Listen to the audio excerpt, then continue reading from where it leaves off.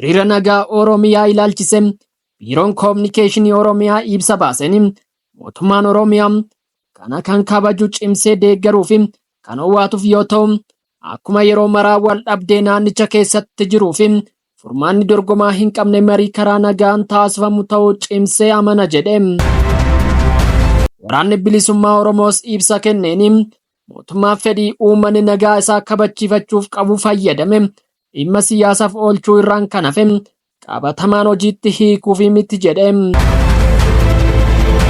Erga waraanni qaamolee lamaan gidduutti eegale Oromiyaan gara dirree waraanatti jijjiiramte dararaa hamaa fi mancaatii guddaan ga'eera. Dhimmi kun furmaata akka argatuuf marii marsaa lammaffaan gaggeeffamullee otuu furmaata hin argatin tureera. Dararaa fi goolamnis itti fufeera. Erga waraanni qaamolee lamaan gidduutti eegale Oromiyaan gara dirree waraanatti jijjiiramte dararaa hamaa fi mancaatii guddaanis ga'eera. Dhimmi kun furmaata akka argatuuf marii marsaa lammaffaa gaggeeffamullee otuu furmaata hin argatin tureera. Dararaa fi mancaatiinis itti fufeera.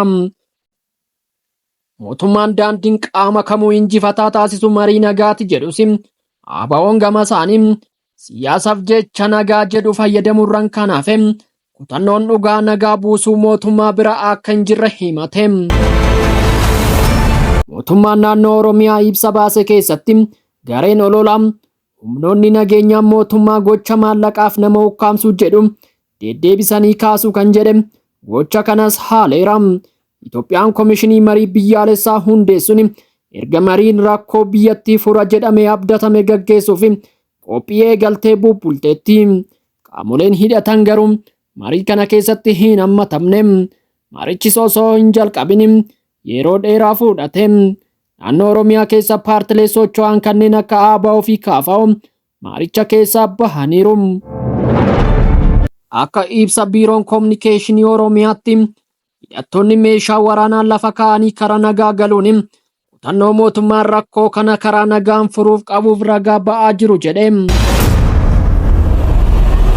Marii araaraa kanaaf Ameerikaa dabalate biyyoota akka Keeniyaa, Noorweey tumsa taasisaa turanis hin milkaa'in yoo naga'eera. Hawaasni mariitti deebi'amee dhimmi kun furmaata waaraa akka argatu gaafataa turus mootummaa sochii sanaaf taasisaa akka jiru eerullee gama ABO'tiin qabatamaan marsaa sadaffaan mari'achuuf mootummaa wajjin wanti walii galame hin jiru jedhe. Mootummaan Itoophiyaatti banam hidhattoota waraanaa bilisummaa Oromoo irratti oopereeshinii gaggeessaa akka jiru himee ture. Dachee Oromoo irratti Waaqayyo araara yaa buusu dhiiga qulqulluu uummata Oromoo jigaa jiruufis waa'ee gurraachi yaa dubbatu jenne asumaan nagaadhaan mannaa.